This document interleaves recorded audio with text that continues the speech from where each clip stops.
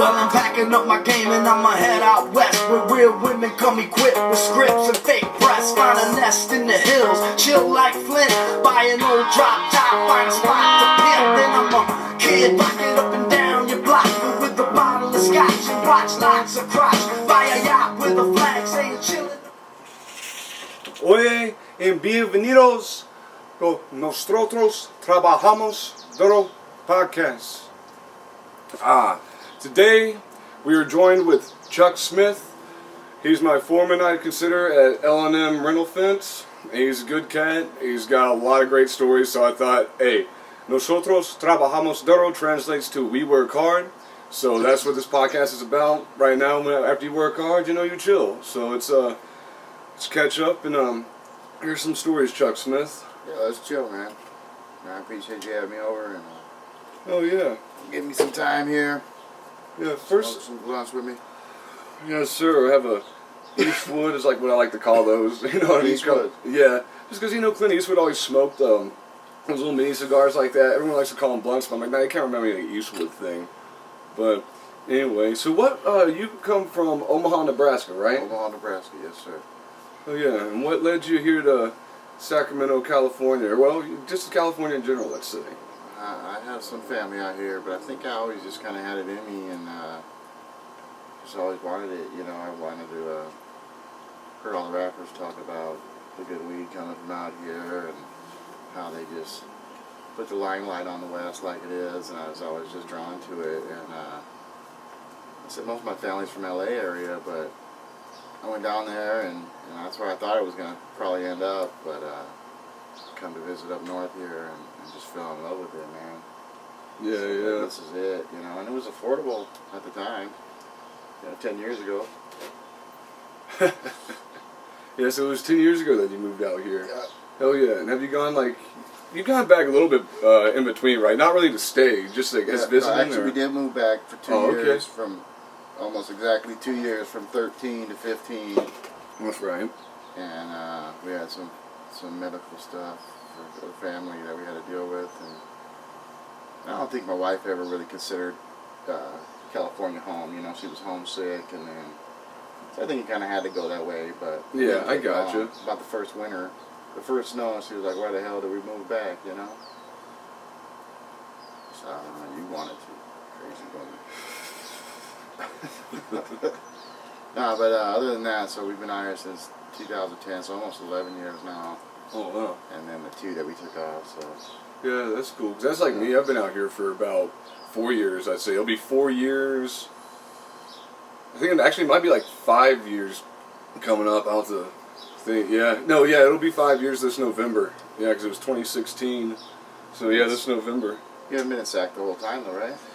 Yeah, pretty much. I mean, I've traveled back and forth, but I mean, I've used this kind of as my like home base in a sense. Yeah. But it's like, you know, I've gone down to the Hollywood area for a little bit. I've gone to the Bay a bunch, Reno. Yeah. Dude, there's a lot you can do, but it's like I haven't really found a reason to move out of it yet. Yeah.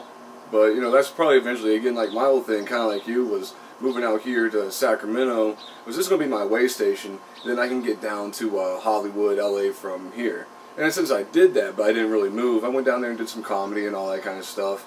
Tried to, you know, put in not really find agents, but see if I could like go to some casting calls, do some stuff like that. Yeah.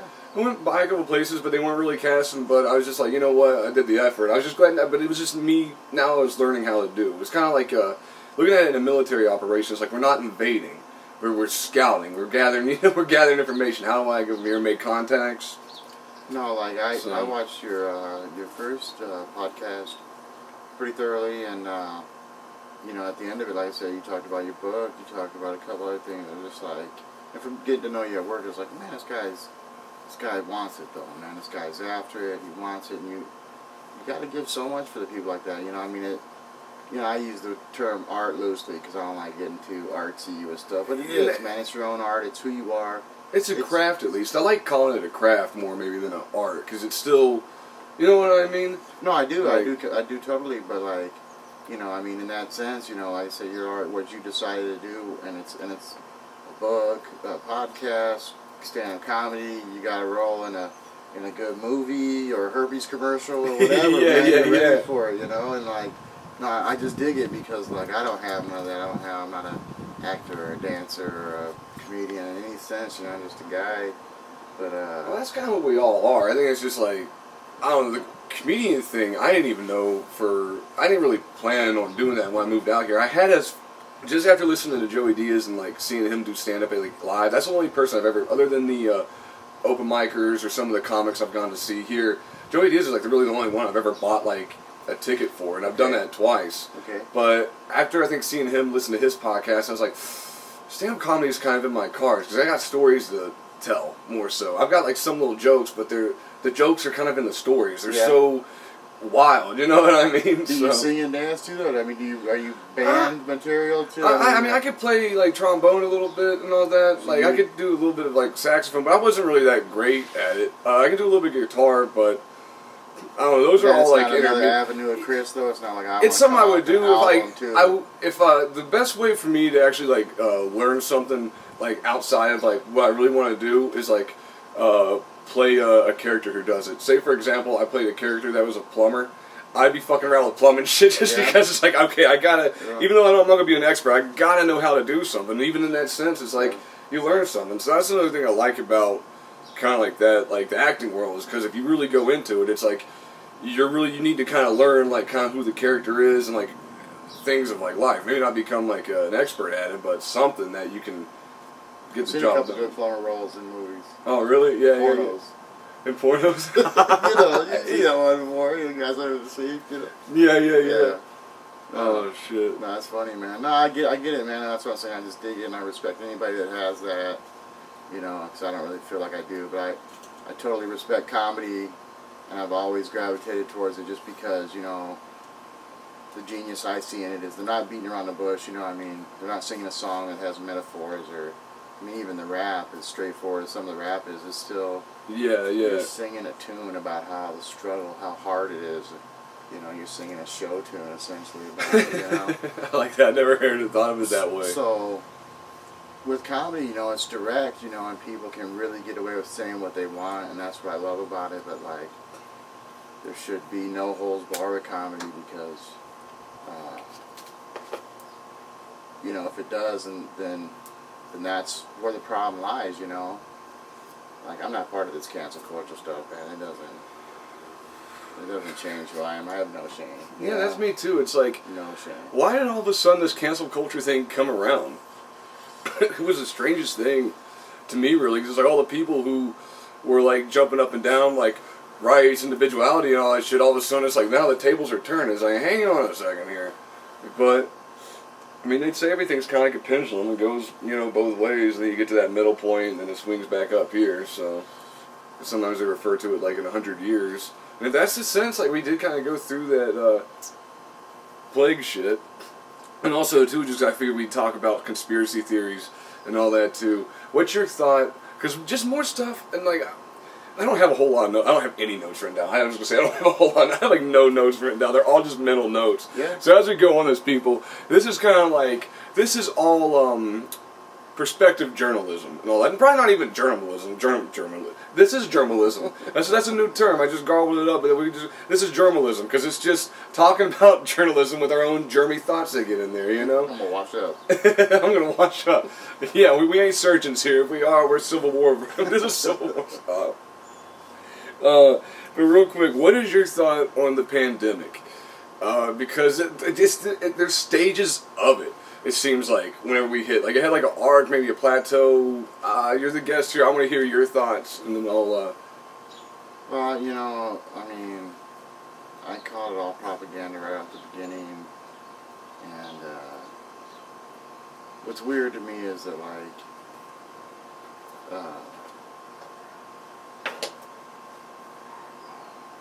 so let's say if you leave a dead sheep in a pasture full of sheep. You ever heard this before? I think I've heard it, but I'm not too familiar with it. I would say, but maybe I may have heard it before, but the audience might not have. You know what I mean? So I guess I've heard it. If you leave a dead sheep in the pasture with sheep, mm-hmm. the other sheep will begin to die because they believe it's time to die to see the dead sheep, and goes in your own mind that it's time to die. Yeah, yeah. Right? And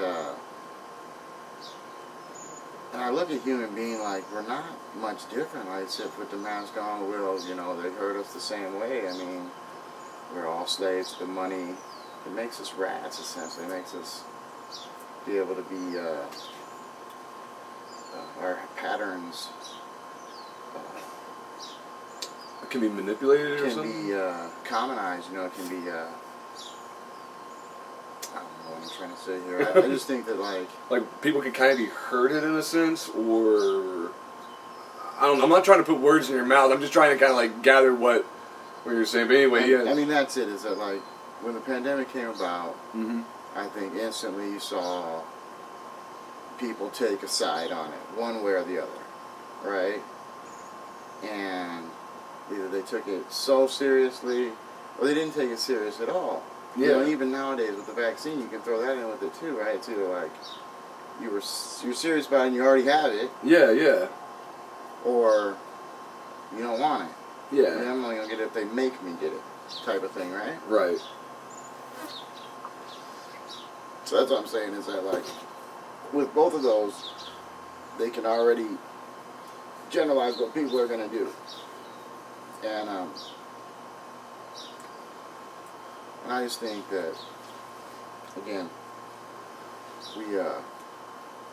when we're told, hey, this is the way it is, Yeah.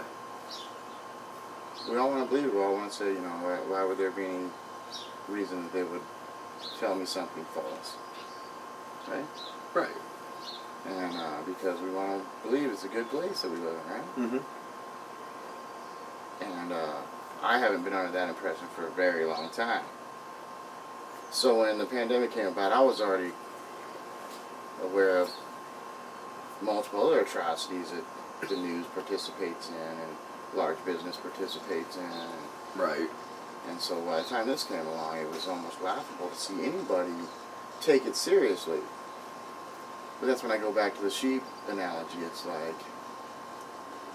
they're telling these sheep it's time to die. But there's dead ones. Right? Right. And that is what everybody fears. Right? Yeah. The fear to die.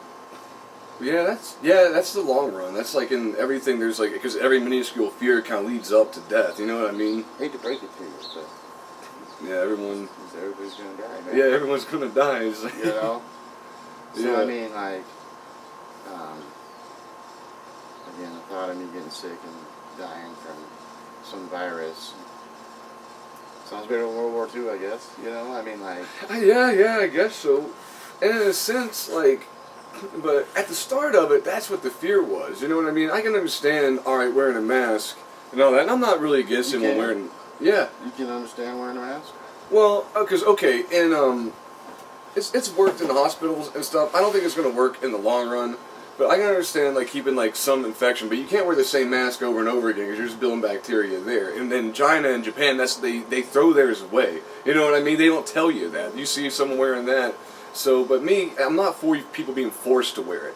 If wearing it makes you feel comfortable, and yeah, I think it's going to help block, especially if you're sick and you're sneezing. Yeah, if you're sick and you sneeze, you have like any kind of like cold germ, yeah, that's going to help protect, not send it out there. It's the same, covering your arm and all that, but you still have to wash your hands and be clean. A mask isn't going to protect you entirely from it. But we saw people like telling everyone wear the mask and all that, and here in California, when I really. And I saw it was propaganda from, like, not necessarily the beginning, but then I started seeing the propaganda. And when we had the fires out here, and, it's hard to breathe when you have fires and stuff, all the commercials and the PSAs and stuff are saying, hey, wear the mask because of COVID, and blah, blah, blah. They don't have the consideration to say, hey, while you're also doing it to protect from COVID, this will also protect from particles in the air from the smoke. Not once did they say that. It was all about COVID. It was always keeping the fear of that, always the fear of that. Hey, never mind that we're burning around and there's particles and whatnot in the air, chemicals you're breathing in. They don't mention that, but anyway, I mean, like, 'cause what was your thought on the mask too? No, I mean, you hit it right on the head. Like, it's a bunch of people just making up rules as we go. And there's so much of that, like, well, the last guy made up these rules, so this guy said that guy's wrong, so he's going to make up these rules, and then the next guy, and so on and so on. You know, I'm like, it's just not what I'm just not buying that anymore. You know, and I think a lot of people are. I think Donald Trump was a way for a lot of people to give politics the finger. That's not my words, it's somebody else's words. Okay. But it's a way for people to give politics the finger when they're too sheepish or too dull to say the words themselves. Yeah. You know, like, I come around to Donald Trump, and I didn't mind what he was saying. I didn't vote for the guy, and I'm not a Donald Trump guy. I'm not getting up and rallying behind anybody. You know? I see them all as the same thing, pretty much. We don't have any leaders, and it's more evident now than ever, I think. Yeah. You know, if you look around at, like, if something like this was happening, like, you know, honestly, I was praying for a meteorite when it all happened. I was like, man, that's what we need is I was kind of thinking a meteor to come down and help us all really get together. Yeah, exactly. To understand, like, yeah, exactly, you know, and like, but, you know, I don't mean to say that like I want people to get killed by a meteor. I understand that. You understand that, right? Yeah. But like, yeah, I'm not, like I said, we don't have any leaders, and there's no one to get behind. Trump's not that guy either, but maybe he was the last attempt. Yeah. Well, I don't know. Have you ever watched, like, I think JFK and all that was, like, the last real good There's a leader. conspiracy for you. Yeah, that one, too. We can get into that here in a second. Like, I think they were I like, Ike was my, here, I'll get that. Okay. Yeah. I was gonna say, Ike was my favorite president now in hindsight. He did some shit that I don't really like where he brought the government in, but I'm glad for what he brought it in on.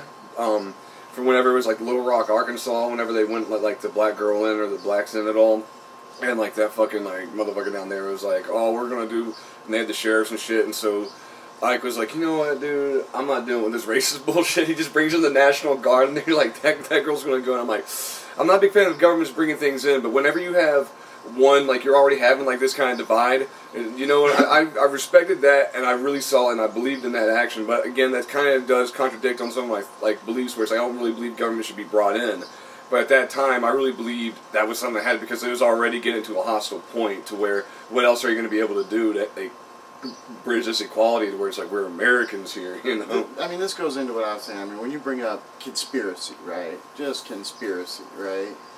And I thought about this, and this is me. This is my words. This was not regurgitated from anyone else. I thought about this on the way over. Gotcha. Because you kind of said, you know, maybe we'll talk conspiracies or whatever, and like, so with the whole thing on conspiracies with me is that, like, you know, my history, I have way too many facts. Yeah. And when I start bogging conspiracies down with facts, like, it gets real boring, historical facts and stuff that take it away from being a conspiracy and take it to true life, you know, like, pure evil. People don't want to hear that. What they want to hear is Pelosi, you know, needs baby testicles because she's the reincarnate of Satan. You know, that's what they want to hear. People want to go to an extreme. They don't want to hear the facts of yeah, what is reality, factual, historical facts of right, truth. Right. Not conspiracy, but pure evil. Yeah. You know, and so that's it. You know, like, well, that's what me with conspiracies. Anything, any of these surface conspiracies, even like this pandemic. That's what I'm saying. I'm just kind of, I was over it from the start. You know, like, I don't care about it. I stopped caring about anything a long time ago. They killed that journalist, that Saudi journalist, Khashoggi, and I was like, this isn't a big story to nobody, and everyone's like, I don't give a shit about that. And I was like, I think this is a huge story, because this is essentially saying, hey, people on the news, don't ever try to give truth away. Do you care to talk a little bit about, like, that Khashoggi? To me, I haven't really even, like, as a journalist, I should know something about this. Like, I like to know, I think even the audience would probably like to know a little bit about Khashoggi. What happened there? So, I mean, again, all I have is facts. Mm-hmm. It's not really conspiracy. Yeah, I got you. You know, he disappeared within the Turkey consulate when he was there to annul a marriage so he could get remarried.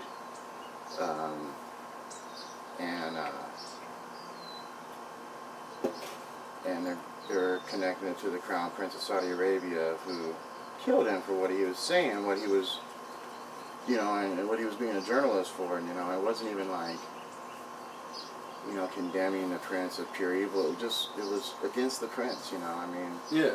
And I said this to my wife the other day, too, because, again, I don't think these things are presented to us the right way. A couple things here, if you don't mind.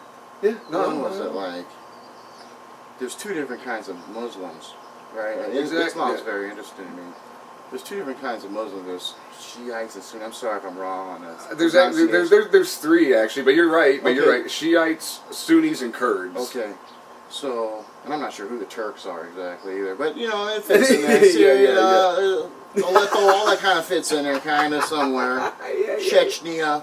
But, again, facts suck, man.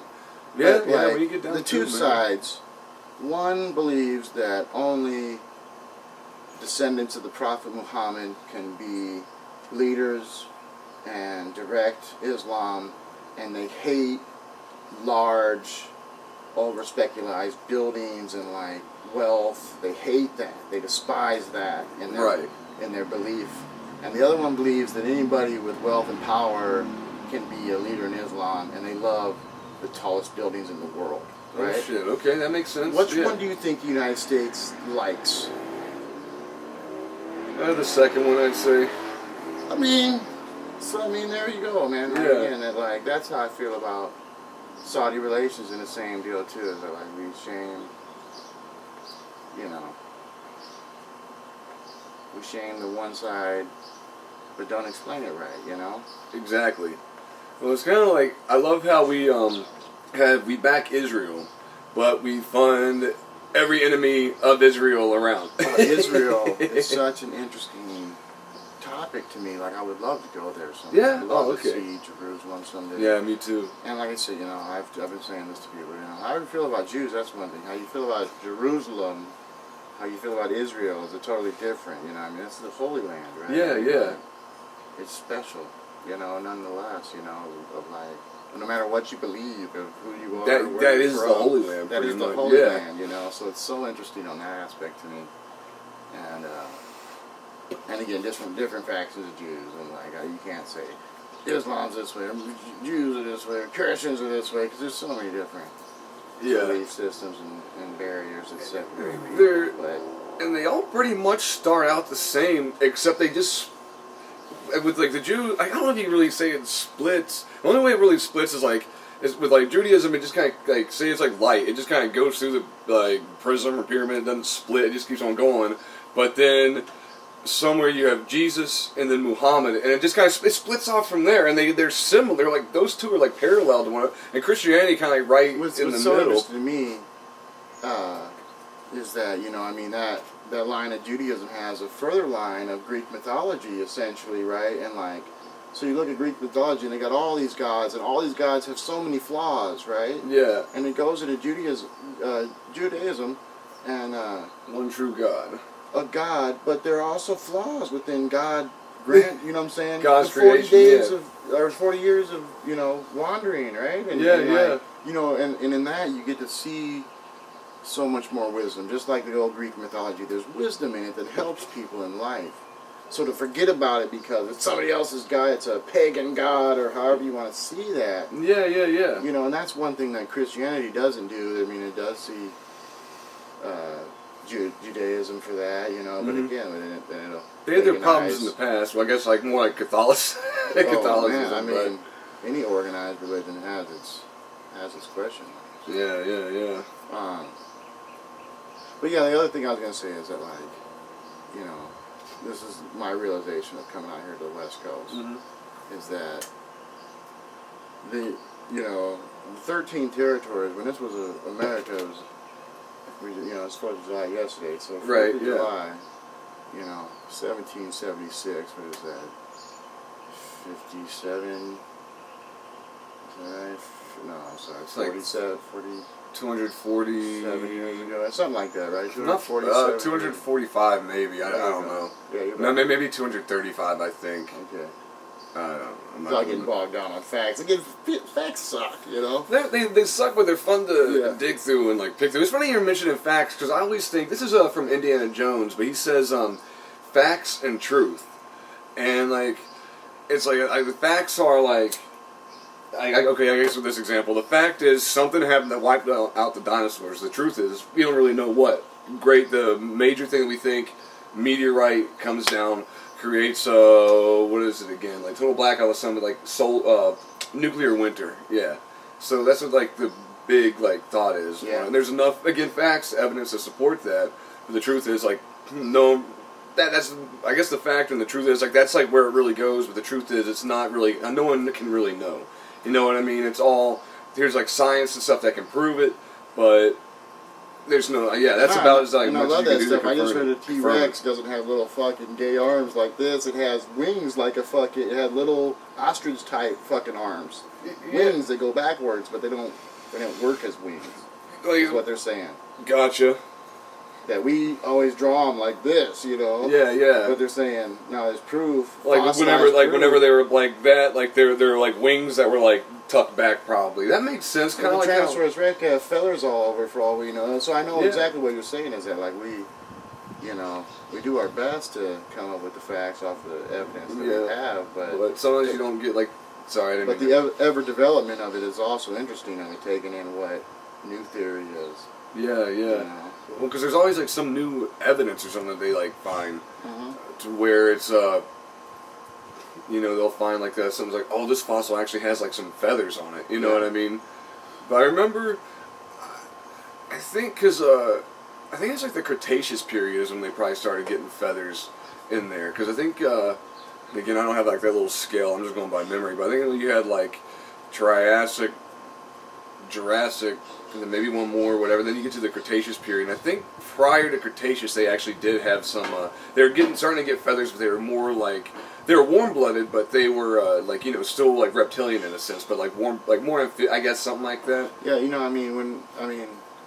when we start talking, I love history, but it's like human history, you know. Mm-hmm. And when we start talking about dinosaurs, it's almost like when somebody wants to argue flat Earth, it's like, why is that? I mean, why would you believe that or not believe that either? I mean, there's no sense in that argument. You know what I'm saying? It's almost like that. Like, you know, it's really interesting, you know, to hear people theorize. That's not the right word. What is have their theories on it. Yeah, you know? yeah. But again, there's ever-changing facts, and there's 100 different scientists and paleontologists that'll tell you 100 different things. Yeah, you know? yeah. So you can just take. Same with space, you know, you can just take it in for what it's worth. If one guy's going to tell you it's flat, the other guy's going to tell you it's round. Yeah. You heard Norm Macdonald, he was just kind of like, I agree with both people, you know. Whenever there's a woman around it, you know, it's for abortion, I'll agree with him. It's against it, I'll agree with them. Yeah. But, I entertain the sides of it because it's like, maybe I'm not right. Let me be corrected here. You know what I mean? I mean, the only thing I know is I don't know anything, right? Yeah. Who was that? Plato or Socrates? Or Socrates? Okay, that makes sense. I love that stuff, man. Like I said, the human history of what all that is. That's what I'm saying about America is that, like, when, you know, whatever we discussed 235 years ago, yesterday, we fought for independence from the Great Britain. And you think of the middle of the country, you think of where you come from and where I come from. Yeah. We essentially bought that from the French, right? But where I come from, again, that was originally part of the 13 colonies. Yeah, I was part of the 13 Virginia territory. Yeah, it was Virginia because it was during the Civil War in 1863 that West Virginia was like, no, we don't want to be part of the Confederacy. We want to join the Union, whatever. So they joined the Union. Okay. But it makes sense because like that part was probably closer. It was closer to like the North or whatever. They call West Virginia the most like northern southern state because of how it goes up there to. Like, the Panhandle can almost reach the Great Lakes, but then there's, like, part of Pittsburgh and Ohio that split it off, or whatever up there. Or, not Pittsburgh, but Pennsylvania is what I meant to say. Mm-hmm. You go up there, and Pennsylvania and Ohio kind of cut it off, and then it goes, like, over there. Because then you have, like, the one Panhandle over here. Because if you actually see, like, anyone in West Virginia giving you the middle finger like this is actually how the map looks. Here's Pennsylvania and all that. Maryland's, like, right here. Then there's Virginia and all that, Kentucky, Tennessee and all that. And then, like, once you get past Ohio, that's when it starts getting to the Midwest and, like, the old French territories. You know, I've heard you mention West Virginia as you know, represented in with the Southern conversation, you know, and like, I just don't think that's fair of West Virginia. To me, like I said, I'm just trying not to make sure that you don't, you know, don't take away from, you know, me being an outsider too, what the kind of thought is on West Virginia that like, it's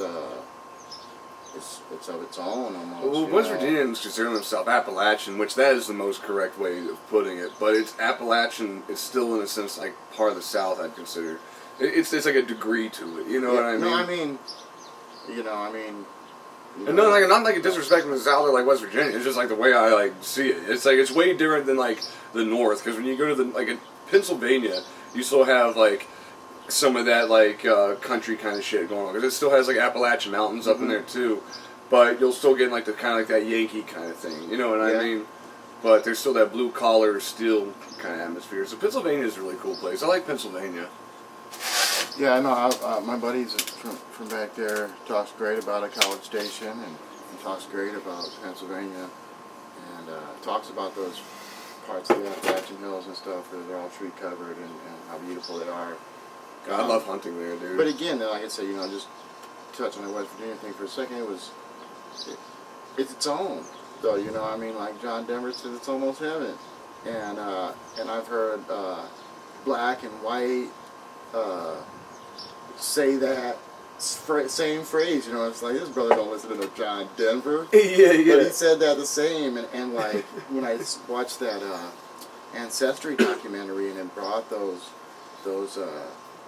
interracial couples' history back to these hills in West Virginia, it always kind of seemed like, to me, the mountaineers, right? Yeah. Were their own people. That is very the truth. Hell yeah, that's 100%. They're going to be free, and even still to this day, it rings true. It's like, what's the big city in West Virginia? There's no big cities, because people are free out here. People got their own states, and people, you know, and Michigan has some of that vibe. Yeah, Michigan got Detroit too, so it loses a lot of credit. Yeah. Michigan's beautiful. Oh yeah. No, I love Michigan. Yeah, we start out with Kid Rock too. Yeah, right. Playing Michigan. Yeah, not a Kid Rock fan, but it's all good. That song's good. I had to play that song for this just because. Well, real quick, as we were talking about. No, I love that song. Like I don't know what year. That had to be like 98, 99. What year did Shanghai Noon come out? What year was that? This is a Jackie Chan movie we're talking about, right?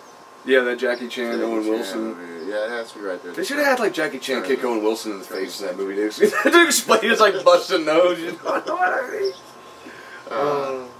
No, I was used to being in Kung Fu and stuff, like Jackie Chan Super Cop when he was still Super. Oh, dude, I love that. Super Cop, that was like 90. What was that? Like 97, 96. Yeah. But then it got, I don't know. It changed. Everything changed.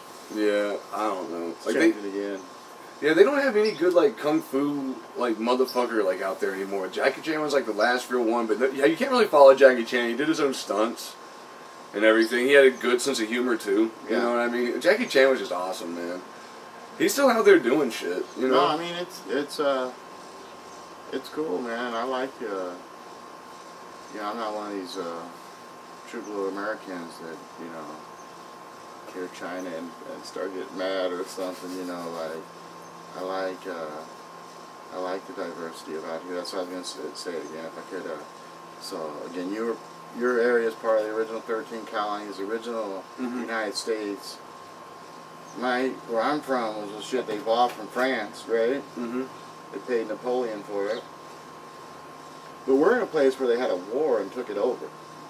That's true, yeah. So like I said, if you know your history and you pay attention, like I said, I mean, like this is Spanish-controlled territory. Yeah, it's Spanish Indian history. You know what I mean? And so to come here and be like, oh, this is America, it's like, kind of. Kind of in the same way you fought the British, but not really. Kind of in the same way, yeah. It's such a big continent that, like, it has such huge, like, it has, like, such different histories and shit like that. Like, because for one, if you think about, like, whenever, like, I wonder if there was word getting to the Indians like here in what was then California or whatever during like the 1700s. I wonder if there was because there was already like the the French and Indian Wars. So, but that didn't get out to the far west, I don't believe. I can't remember if Lewis and Clark had already been out there. What year did Lewis and Clark go out there? I think that was 1800s, right? Or close to it? Early, let's say 1830s. Okay, something. So no one had yet been to the Pacific Ocean yet, as far as we know. English, continental Europe, we'll say. But as far as we know, no one had been to the Pacific yet. But I wonder if there was word getting on where it's like, these white men are fighting a war amongst themselves now. You know what I mean? Because yeah, I mean that's when like I said. I wonder if that shit got out here though. Like I wonder what was going. History like that gets real blurred. Like I said, we say the Wild West, and there's no way that I ever believed that San Francisco, Portland, Seattle, and LA were ever not fully port cities from 1,000 years ago. You know what I'm saying? Okay, that makes sense. They were Asian and they were bilingual port cities way before. So you can't think that, they come out here to San Francisco in a gold rush and there's just some Indians and teepees out here. I'm not saying that it was not void of Native Americans and teepee life or chasing a buffalo or whatever. I'm just telling you that like that gets mixed in with the landowners and the war that happened out here. Like there was a Spanish military that fought against. It wasn't Indians and teepees for this control of this territory. It was the Spaniards coming up through here and conquering. Because like I can't remember his name, but he was like a conquistador. But he had like some northern what do they call that in Spanish? I guess conquest. He was going to go up through like California and all that.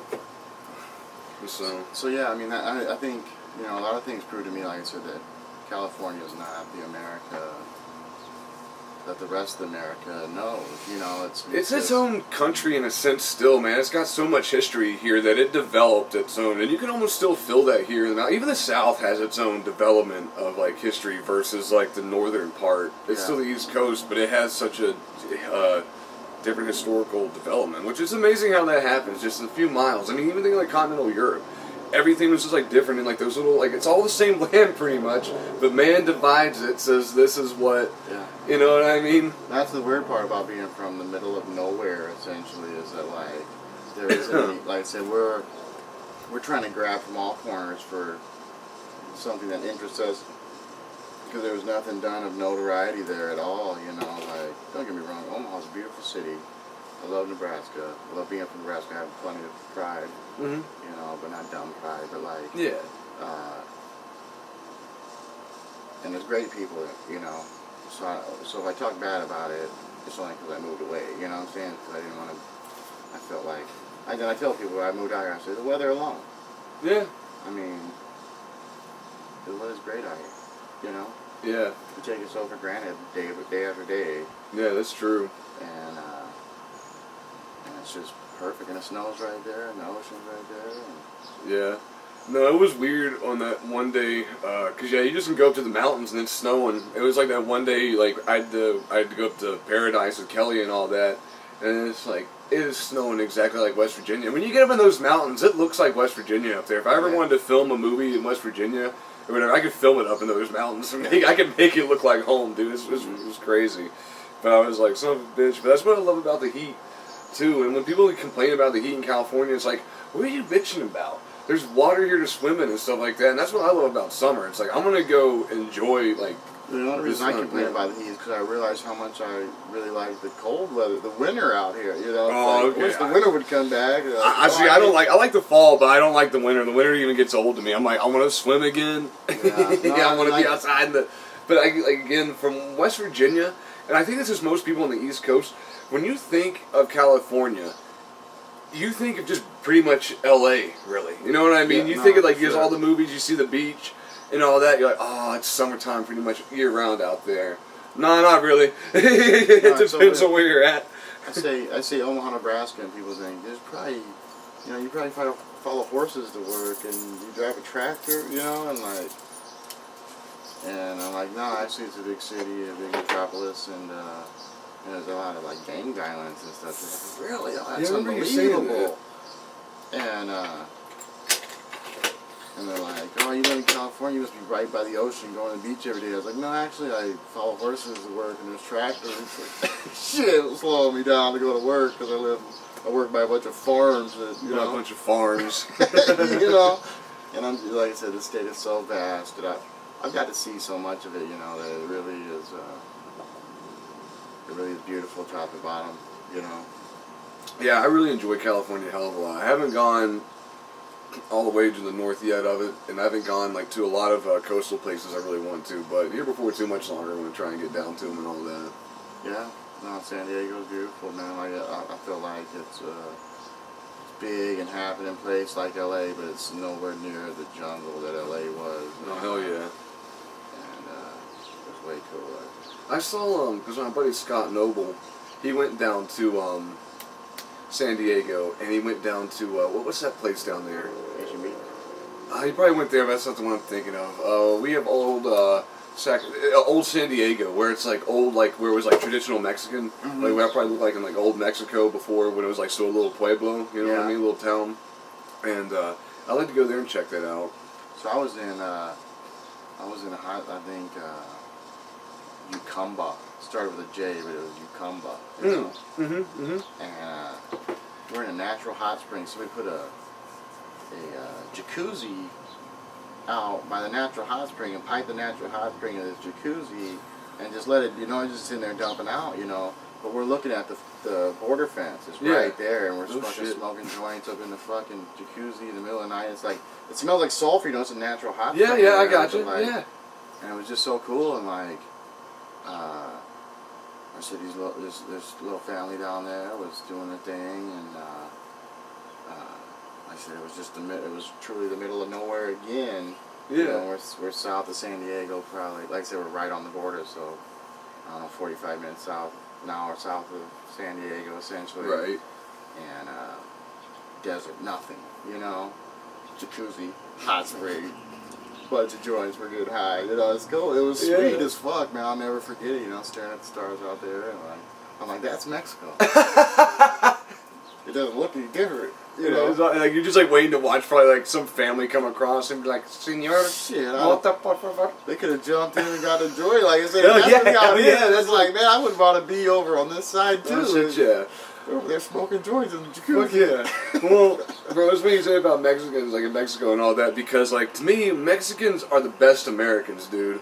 Like, I love the way they work hard and all that. Like, I know more lazy white motherfuckers that are living off the system and doing shit, like, just an excuse. Like, so disgusting, man. Guess who the next person who'll ask you for change is going to be?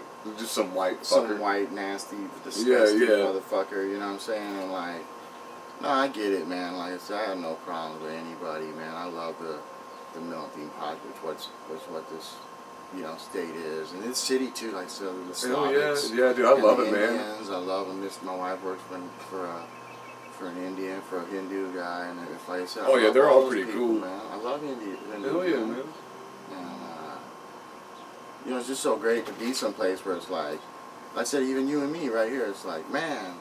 This place is better than where we're from. Too. All, you know, and we're just chilling. It's like I'd rather be chilling here. Though I do miss, because I like shooting guns. Yeah. Coming from back there, I miss doing that. But oh no, real quick, just because like when like talking about like Mexicans and everything. But no, again, because I always believe in like America as like the Ellis Island thing. You just come in here and get checked, and it's like whatever. Just don't. I don't believe you should come here and get like paid money or anything like that. But if like you come over here and you jump the thing and you're here like quote unquote illegally, but you're working and you're making money.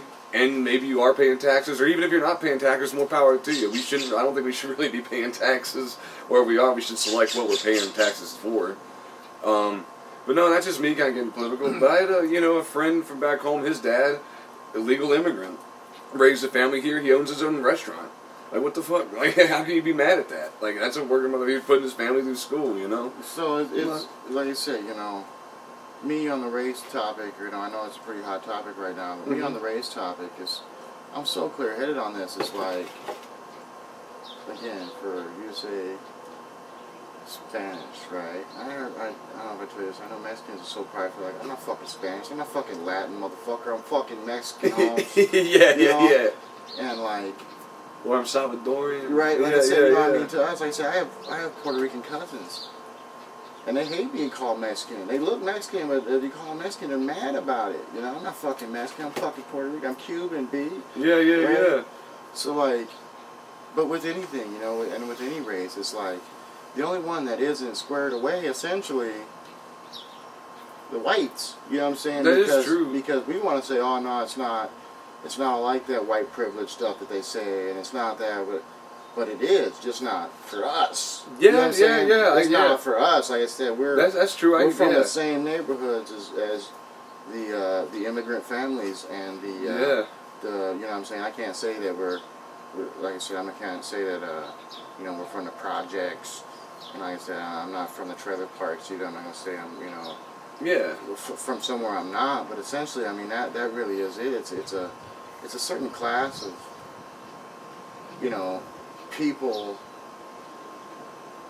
that, you know, in other races it doesn't. You know what I'm saying? A federal judge that's a Latino matters still. It matters that they're Latino. A federal judge that's black or Indian or whatever, you know what I'm saying, Korean, like I said, it matters because it's this national achievement, and it's not an American national achievement, it's their mixed race national achievement, right? Yeah. For another white congressman, you know what I'm saying, but that's what I'm telling you too, is like I said, oh, I'm white, so is this guy, it's a congressman, but he's Irish American, his Irish trade, you know what I'm saying, his Irish culture takes him to be Irish. That's true. His German culture takes him to be German, and like I said, these separations of, like I said, that's why I'm not white, you know, that's why I said, you know, it's really easy to get over all the white stuff going on right now, just don't be white. Yeah. You know? It's like, oh, I'm just like, you're not talking about me, man, like, for real, like, I work out in the sun. That is true, you're not talking about me, man. Yeah, you're not talking about me. No, that's funny you say that, because Olivia, whenever I was seeing her for a minute, she's, her dad's black and her mom was white, so she's, I mean, you can tell her, but she's really, like, fair skinned, but you can tell she's, you know, like, black and all that, and she goes, but she was mad at me, because she just, like, looked, she's like, you're talking to me. I think about the interracial babies more than ever. It's almost like, I'm pretty sure I'm going to have an interracial like, kid. They don't even have a side, right? Like, I see why Kaepernick was so mad. Who the fuck kind of culture are you pissed, you know? Yeah. But I get it, man, you know what I'm saying? Like, but no, I mean, I don't get into it, man. I'm not racist. I do basketball things, and I love seeing kids progress together, probably. You know, get tested and work hard. Like, this is called working hard. You know, I love seeing children do that in the right way, because that's what we should be breeding. And then, like, we get to the point where we are, I just don't like seeing people like Dale that we work with. We're just too damn old to be working. Should be all squared away by now. Yeah. But he probably gonna be here until he's 90. He's probably one of those. He probably just has that mentality though that it's like, I can't stop working. It's like, I don't get that though. Like, why are there people like that? Yeah, like that's like me. I mean, I see like I don't work at all. Or me, I don't know. I have to work, but like my work has to be doing stuff kind of like this or something creative, because my mind doesn't like shut up. So it's like I have to kind of be doing that. You know what I mean? But I believe like. But this is what I like about America too, is because I'm like, it was like, know what you want to do or figure out, work a job and make money, do good at it, you know what I mean? But do what you want to do, and like me, like I use the money like I make like to try and like fun to do the things I do, you know. But that's what I believe, you know, America is, you know. Know what you want to do, like work hard at it. No one should. I don't believe anyone should just give it to you. Maybe if someone believes in you, it's like, this is an investment. But that's something different, you know what I mean? But I mean, I don't know you that well. Yeah. Maybe you're a trust fund kid or something, you know what I'm saying? No, I'm not a trust fund kid. Like I said, I'm just saying, I don't know you well enough to group you into like, oh, you're just like me, you know what I'm saying? I'd say we're pretty, like, I'm probably closer to that, yeah. Because growing up, I mean, my dad was pretty wealthy and all that, but my mom and dad split, so my mom, Jewish, but just bad with money, I guess. Like, I wasn't really poor, but I wasn't really rich either. You know, like, I mean, I just hear what I'm saying, though, is that, like, I imagine, nonetheless, where your background came from, for you to make the journey out here, and for you to go through what you've gone through, you've been resilient, you had to do things that people don't really think about doing, essentially. And it's a long way, man. I don't mean like, you know, whatever crazy stuff. I just mean like, you know, just driving across country. Like I said, a lot of people don't even think about doing that, you know? Yeah. You're going to drive out here to live, you know? And so, like I said, I dig that. Like I said, the resilience in your personality because of that. You know, like I said, that people should be like that. You know, I mean, you should be able to get past whatever adversity, like you said, to get to where you want to be, to get what you want. Oh, yeah. You know, and that is great about America, right? Mm-hmm. That's what we're doing here, right? We're getting out Yeah. here, and like I said, you know, with me and the old lady, it's just been more like, man, we're combating this, like, there's a financial matrix, you know what I'm saying? Like, I'm trying to combat it to get out of it. We've all came from the bottom. Yeah. I'm not saying, oh, look what I got. Like I said, I still feel like I live in the hood with the shitty cars and stuff or whatever. I mean, they're reliable, but, like, I ain't fancy, you know? No, I hear you. It's more about security for me. Like I said, like, I don't want my kids to have to But I'd say... be as resilient as me to find happiness. Gotcha. I had to do shit that's like, it's stupid, man. Like, Yeah, we all have to walk through shit, pretty much. yeah, bear our crosses, no, like I said, we all have to do that, you know? That's for sure. No, that's how I just look at it, like I say, you know, I mean, trying to do a better job of it's less about what I want, and it's more about when you say things that you need, you know, how do you, like fuel, it's going up, right? Fuel, Yeah, gas, yeah. Everybody needs fuel, right? And like, oh man, you see what's going up to? It's real expensive or whatever, you know? You're still going to fill your gas tank, ain't you? Yeah, yeah. Right? You're still going to get it. Right. Right? Now, you don't need milk per se, right? You get off with not buying milk. Yeah, yeah. Or you can Water. get powdered milk or whatever necessarily. I mean, you wouldn't die without milk. You had water, you won't die without milk. You could get your dairy elsewhere. Yeah, you that don't makes sense. need milk. Right? Gotcha. But when you fill your tank, no matter what the price is, like I said, you're just fulfilling a need. Like, I need to make sure that shit lasts. I know I'm going to need it. I know I'm going to use it. Right? Yeah. And the parallel between that and milk, like I said, you can't just be like, oh, I'm going to buy all the milk right now because I know I'm going to need it. But how do we buy as much of what we know we're going to need, the security of what we know we're going to need, it makes sense. Like I say, obviously it can't be milk or the milk is spoiled. But any other aspect of life, like what can you, not just being thrifty on your shopping either, I'm saying in every aspect of life, like what do you really need and how do you spend your money that way the best to prolong that to where that's not what you need. You don't need to fill your gas tank because it's full. Right. Right? Right.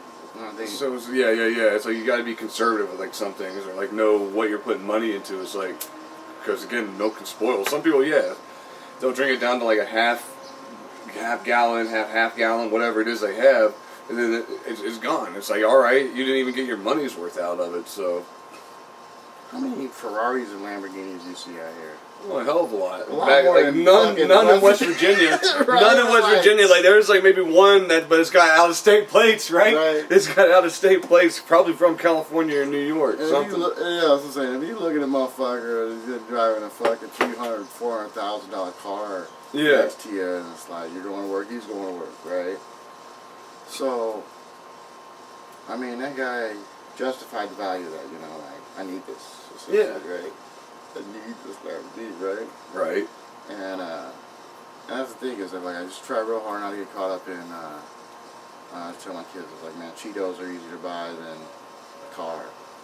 You know what I'm saying? So yeah. Don't get caught up spending all your money on fucking Cheetos, right? Like same deal here is that like I don't think either one of us could ever justify. Think logically right now how we could justify that we need to buy a Lamborghini or Ferrari, even though we see them, not every day, but it's nothing to see them out here, you know what I'm saying?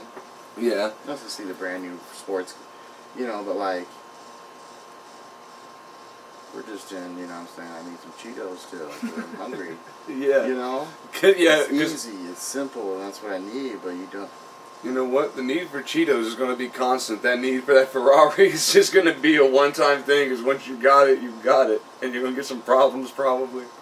And no one even drives those things right. You know what I mean? You got to take that to a track or something. Why are you going to give one to, like, being, like, slow LA city fucking traffic or whatever? No, I'm sorry, too. You got me all high with the blunt and shit. I'm trying to sound like Socrates and sound like a fucking... No, you don't. They just sounding good, man. These are good conversations. But that's what I like, man. I like, you know, trying to... You got me trying to dig deep and think... Trying to dig deep and think, you know... He said, Socrates said that, too, you know, life unexamined is a life not worth living or something, you know, and like...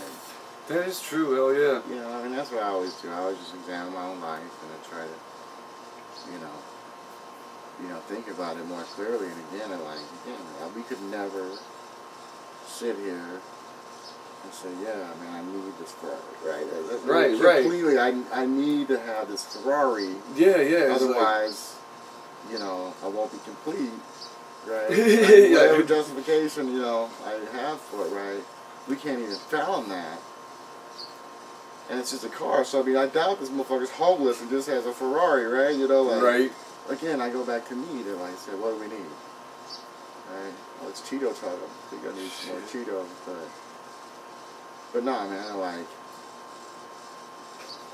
You know, like I said, I guess that's different to everybody, too, so I'm not trying to tell you what you need or anybody else what they need. I'm just trying to say that's what I need. I need to fill my metaphorical gas tank in any way that economically benefits me. Right. Mm-hmm. Like I said, buying the milk wouldn't, because it would spoil. Gotcha. Right. And yeah, I talked to the lady a lot about this cryptocurrency. I'm excited to see where that's going. Like I said, I'm interested in it. I'm not into it at all, but I'm interested in it. The only thing I don't like about it really is like, we're almost too much there anyway, because everyone's money's in the bank, and it's not, and when you look at your money, it's just numbers. It's just numbers in the bank anymore. It's not really like, you know what I mean? It's not really the cash that you have. And that's the weird part about it, though, is like I say, you listen to people like Warren Buffett. That's what I'm saying. I was going to ask you that. You know, who inspires you? I mean, who do you really look at to find inspiration? Because I'm all over the place. Like, you know, I'd say that's probably it too. I'm about to quote Warren Buffett or some shit here, but like, I'm not really inspired by Warren Buffett, you know, like, but things that he says, you know. Yeah, there's for sure. It's inspirational, you know. That's true. I can because I'll quote like a bunch of people. I haven't quoted anyone here so far, I don't think, but I can do that. Like it just depends on the moment. But again, like Hunter S. Thompson is a big inspiration. When I was 18, I read Hell's Angels, and that's kind of what put me on the thing. It's like, I think I really want to do journalism. Yeah. You know what I mean? But I didn't want to.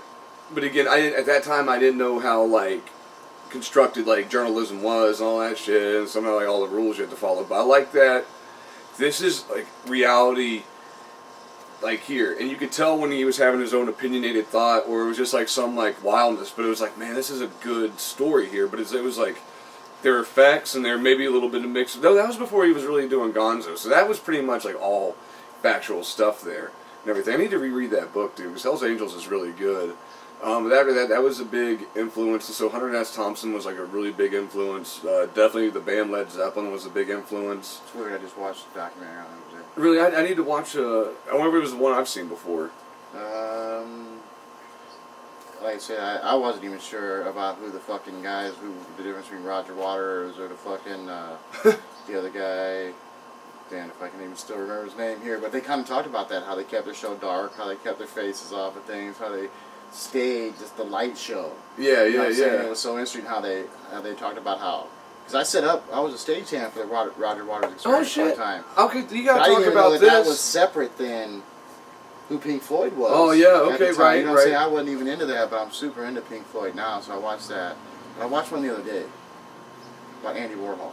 Oh shit! All right. You know what I'm talking about? Yeah, I know Andy Warhol. It's funny that you mentioned that because he was from Pittsburgh and Pennsylvania and all that, and I've never gone to the Warhol Museum, but he designed the cover of the Rolling Stones album, and that's why, like, when I saw the Rolling Stones in 2015, I think, in June, is oddly enough West Virginia Day. I saw him like, fuck West Virginia, we'll see the Rolling Stones. I think, you know, but it was a two-part called "Manufacturing Intellect" was the title of it. It was an Andy Warhol documentary, and like the first one, I'm like, yeah, this is kind of what, you know, ideal, but they started off by saying, you know, nothing you've seen was ever the same after Andy.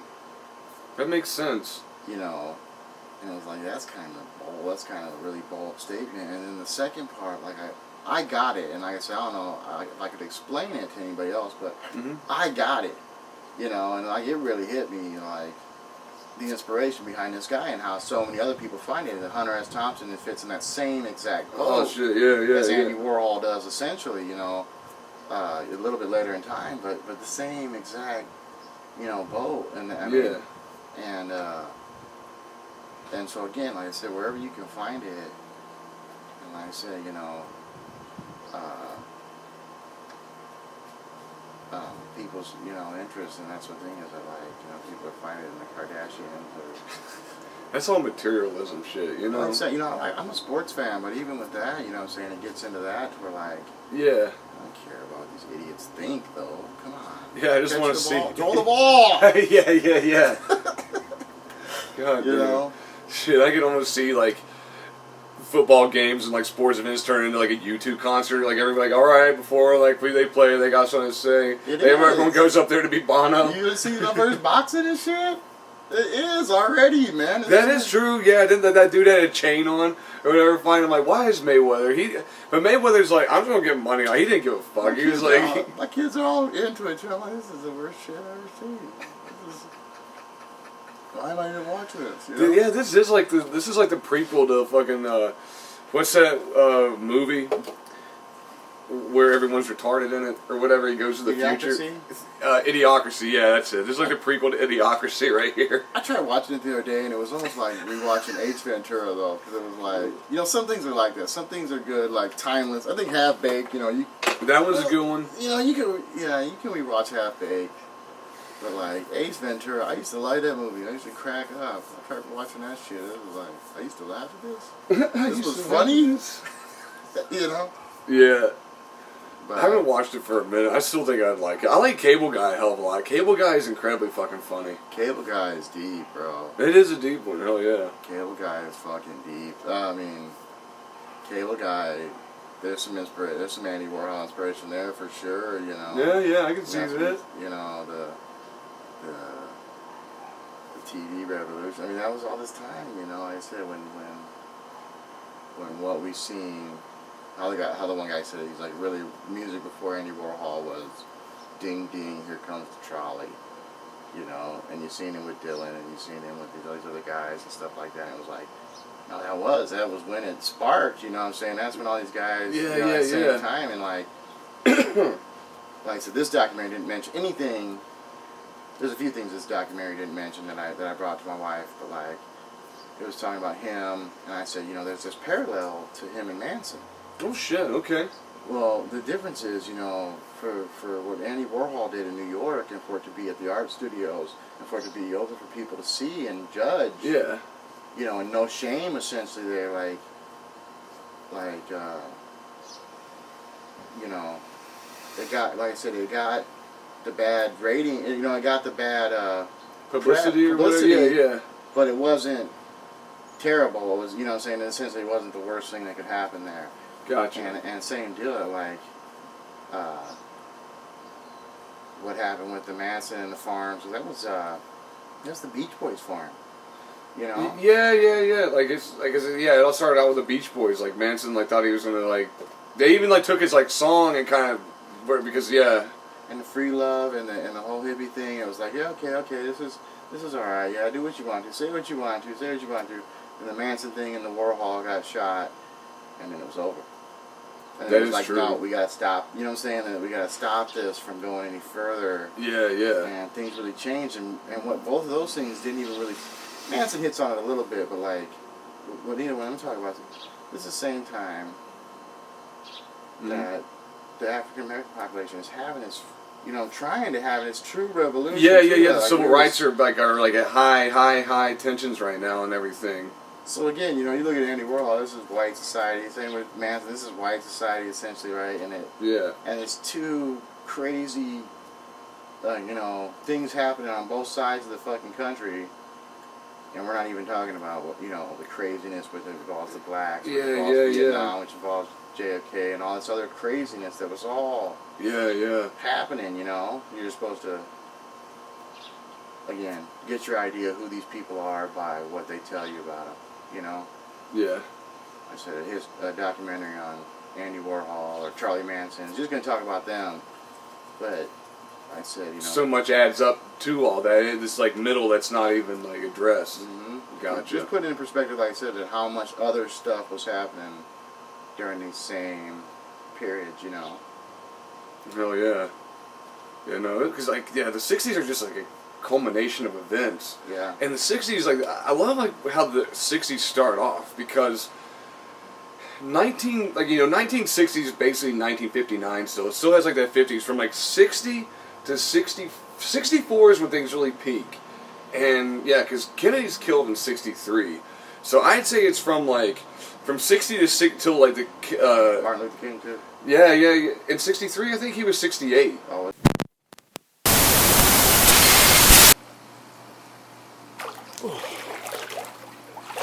Hey there, people. I'm sorry. Gotta apologize about that there. We had another set of technical difficulties during that recording. It wasn't bad of me again. And I think, again, I was sharper and everything. Only had the one beer, drinking coffee most of that. Like I said, I was going to. That said, we still had a little bit of problems there, but still the beginning, man. Second episode. Good guest, Chuck Smith. Chuck, I'm sorry that the video cut out, and then we had an extra 30 minutes of good stories and everything after that, but even that audio got kind of scrambled. You heard that cut at there at the end of that. So anyway, I had to do what I had to do, and then now I'm going to finish the podcast like I did last time, just talking to you all. I hope you enjoyed that one. I enjoyed that one a lot. I'm really excited for the next one coming up too. I don't want to say any names on that one yet, but we'll get to it. And I think it'll be a little bit more creative, some working art, whatever kind of thing. But yeah, that's what it's about. And hell, we got this pool here and stuff, the Jews Lagoon. So we might even be doing some podcasts just floating around swimming in here, So stay tuned. I might just be calling you. You know what I mean? You work hard and have an interesting story. I think we all want to get to know that. That's what America is about. Nosotros Trabajamos Duro. Again, that's Spanish, but there's a lot of different people in this country that speak different languages, and why neglect yourself and not know something else? Hell, it's just fun to be able to know a few languages. And another one people don't even like to talk about is the language is mathematics. And I'm not that great at that language. But I'm decent. Geometry's more my suit. But we're not here to talk about mathematics until maybe one day I get some professor or some scientist on here and we'll talk about it. But that'll be educational. I don't know, people, what else to tell you. I want to talk about that book again, Bluesman, because last time I wanted to tell you all about it. I kind of, you could tell I kind of was thinking about something. I got caught up on another thought. But I just wanted to say about whenever we were filming the trailer for it and doing the cover, because the filming of the cover and the trailer were kind of the same thing. Footage was used from that. But anyway, whenever you're reading the book and the bluesman gets to the voodoo woman and he goes to her little shack in the swamp witch, whatever you want to call it, if you watch the trailer, there's a scene where he's going to a door and it's this red wooden building. Well, that doesn't really do it justice the way it's described in the book, but whenever you do things on film versus you take other creative liberties, it's a different kind of world, right? So anyway, we're filming this thing. That actual footage, if you see where the bluesman turns from the door and walks off, or you don't see him walk off, but you just see him grab the door handle and it drop. That's from when this dude in this redneck truck just showed up, because we were on a place by the side of the road that just looked, it was gritty, whatever. So I was like, oh, this is a good place that we can come here and film it. It's good for the thing. And it worked out, but this gentleman did not appreciate anyone being on his property, which I don't really think it was any property by the side of the fucking road like that. But anyway, this truck just shows up. And what my cinematographer at the time said, he was like, that truck showed up angry. And yes, it did. You just hear this. And me, I'm just in film mode, man. We gotta get this trailer done. Whatever happens, you know, we'll deal with it then. And Chase is, you know, that's the actor. He's reaching up for the door handle, the Bluesman is, and then you see that hand drop. And as soon as he did that, we never had the audios for it, but this dude just yells, "Get the fuck away from there!" And we're like, oh shit. And it's like, you know, this redneck person. He's kind of like Cy from that Duck show. Cy, yeah. Kind of look like that. And he has his camera out, like, you know, this little mini screen compared to what we're filming the trailer with. But he just starts like snapping photos and stuff. And Chase immediately is just like, he's done with the situation. He just goes out of sight and is in the car. And now poor Dakota's like grabbing the camera, kind of trying to stay out of all this. And this dude somehow just recognizes me to be the leader of this outfit somehow. And he just starts like swearing at me. He's like, "What the fuck are you doing here? Did you start that fire? Did you start that fire?" And like, we don't even know what we're doing. He's like, "No, we're just here. This is like public property, right? We're just here filming that." And he's like, "Public property? Do you see a sign that says this is a national fucking forest?" It's like, "No. What kind of dumbasses are you?" Like, there's degrees of dumbassery or something like that. And like, we didn't decide to say much. I'm just kind of like going now. And this guy is still like questioning about the fire. And I'm in the car and he's like, "I got a picture of your license plate." He's like, and then he had this like sad look in his eyes, like, "What do you own? How would you feel if someone destroyed something you own?" I'm like, "I don't know, I wouldn't be happy or whatever." And then poor Dakota's just like, just go. And then finally with that one last look in his eyes, "Did you start that fire?" And I was like, "No." And he just drove off. And about 10 seconds on the road, Chase is kind of giggling in the back, you know, those light winds, and I'm kind of doing that too. It's like, I'm kind of paranoid too about this guy showing up, like chasing us down. But anyways, that's the story of guerrilla, you know, filmmaking, guerrilla art right there, you know, doing it because it was just a trailer and for the cover of the book and whatnot. But anyway, good times, man. You gotta have like some sort of problem sometimes just being yourself, you know. But anyway, people, again, I'm Christopher S. Allen. I do comedy, acting, this and that. I don't got any. Got something I gotta tell you coming up later on, but we'll get on that later. Other than that, just stay tuned. More is coming.